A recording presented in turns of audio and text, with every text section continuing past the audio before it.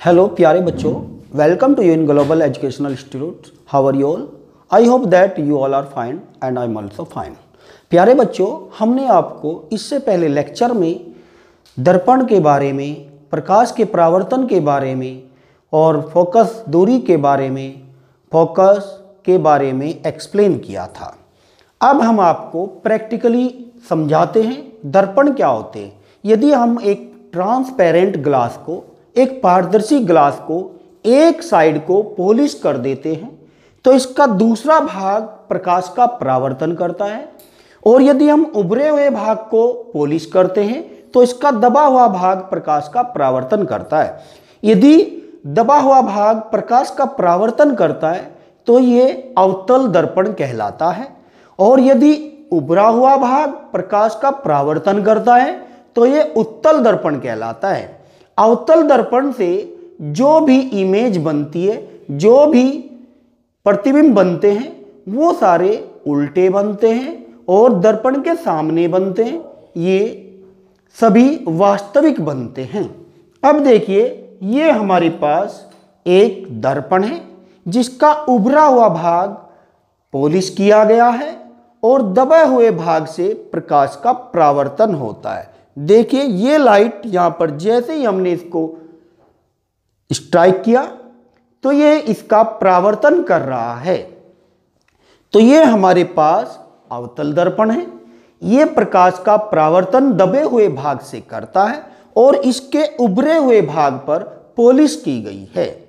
और ये हमारे पास, अब हम उत्तल दर्पण ले रहे हैं। उत्तल दर्पण में प्रकाश का परावर्तन उभरे हुए भाग से होता है, क्योंकि इसके दबे हुए भाग पर पॉलिश की गई है और इसके द्वारा जितने भी प्रतिबिंब बनते हैं वो सारे सीधे बनते हैं। इस दर्पण का प्रयोग आप गाड़ियों के साइड रियर व्यू मिरर में देख सकते हैं। ये हमारे पास क्या कर रहा है दर्पण का, ये दर्पण प्रकाश का परावर्तन करता है। क्या करता है? प्रकाश का परावर्तन, और ये उधर ही इसको प्रकाश को परावर्तित कर देता है। अब देखिए, हमारे पास दर्पण कितने प्रकार के होते हैं आप सब जानते हैं। दर्पण मेनली दो प्रकार के होते हैं। एक होता है प्लेन यानी कि समतल दर्पण, और दूसरे होते हैं गोलीय दर्पण। एक होता है समतल दर्पण, दूसरा होता है गोलीय दर्पण। ये दोनों गोलीय दर्पण हैं। समतल दर्पण द्वारा जो वस्तु का प्रतिबिंब बनता है वस्तु के बराबर बनता है और वस्तु से बराबर दूरी पर बनता है। समतल दर्पण में जब हम एक समतल कांच के प्लेट को एक साइड को पॉलिश कर देते हैं तो उसका दूसरा भाग प्रकाश का परावर्तन करता है। यह प्रकाश का परावर्तन कर रहा है, ऐसे प्रकाश का इधर से परावर्तन हो रहा है। अब देखिए, हमारे पास प्रकाश का अपवर्तन क्या होता है। जब प्रकाश किरण पुंज को किसी ग्लास स्लैब से पास किया जाता है तो यह प्रकाश का अपवर्तन कहलाता है। ग्लास स्लैब से जब प्रकाश निकलता है तो वह इससे कुछ दूरी पर हट जाता है, अपने मार्ग से हट जाता है, अभिलंब की ओर झुक जाता है। लेंस क्या होते हैं? लेंस ऐसा पारदर्शी माध्यम जिसके दोनों भाग या तो अवतल हो या दोनों भाग उत्तल हो, या एक भाग उत्तल हो और दूसरा भाग अवतल हो, तो उसको हम कहते हैं लेंस। लेंस प्रकाश किरण पुंज को उसके मार्ग से विस्थापित कर देता है। यदि हम प्रकाश किरण को लेंस के मुख्य अक्ष के समांतर लाते हैं तो यह प्रकाश किरण पुंज लेंस से मुख्य अक्ष के समांतर जाकर फोकस से पास होती है। यह हमारे पास अवतल लेंस है। अवतल lens that is concave lens, क्यों? यह किनारों से थिक है और मध्य से थिन है। तो ये लेंस किनारों पर से तो मोटा होता है और बीच में से ये पतला होता है। अब देखिए प्यारे बच्चों, अब हम आपको दिखाते हैं उत्तल लेंस।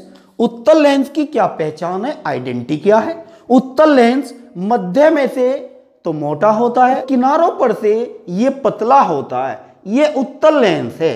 ये किरणों को हमेशा क्या करता है, मोड़ता है, ये किरणों को मोड़ता है, कन्वर्ज करता है।